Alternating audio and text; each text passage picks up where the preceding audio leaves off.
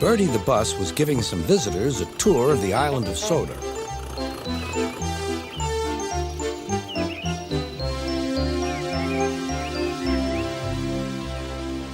It was their last afternoon, and Edward was preparing to take them to meet Bill and Ben. He found it hard to start the heavy train. Did you see him straining? Asked Henry. Positively painful, Remarked James. Just pathetic. Grunted Gordon. He should give up and be preserved before it's too late. Shut up, burst out Duck. You're all jealous. Edward's better than any of you. You're right, Duck, said Boko. Edward's old, but he'll surprise us all. I've done it. We're off. I've done it. We're off, said Edward as he finally puffed out of the station.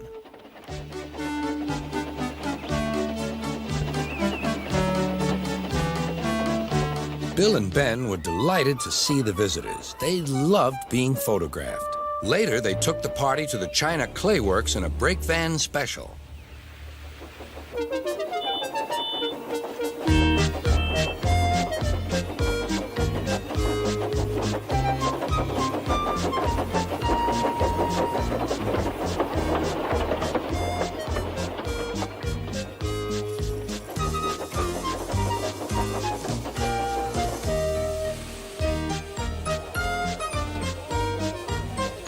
Everyone had a splendid time, and the visitors were most impressed.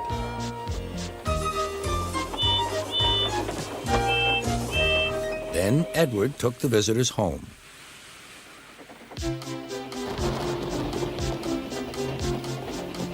On the way, the weather changed.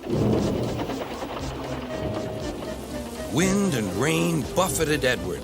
His sanding gear failed, and his firemen rode in front, dropping sand on the rails by hand.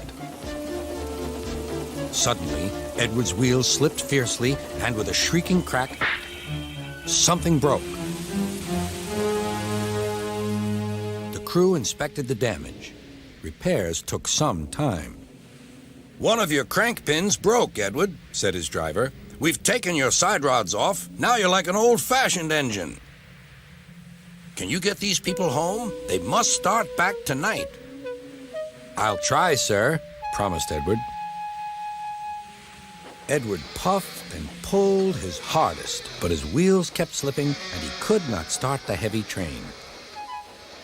The passengers were anxious. The driver, fireman, and conductor went along the train, making adjustments between the coaches. We've loosened the couplings, Edward. Now you can pick up your coaches one by one, just as you do with freight cars. That'll be much easier, said Edward. Come on, he puffed and moved cautiously forward. The first coach moving helped to start the second, and the second helped the third.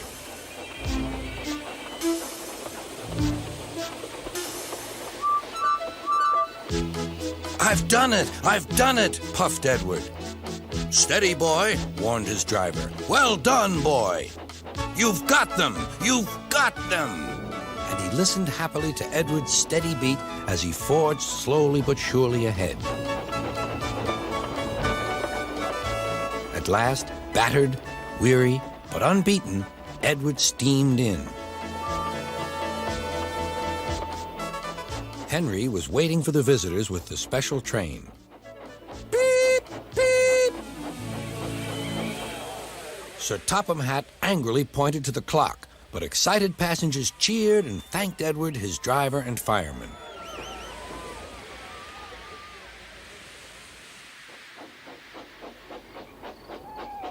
Duck and Boko saw to it that Edward was left in peace. Gordon and James remained respectfully silent.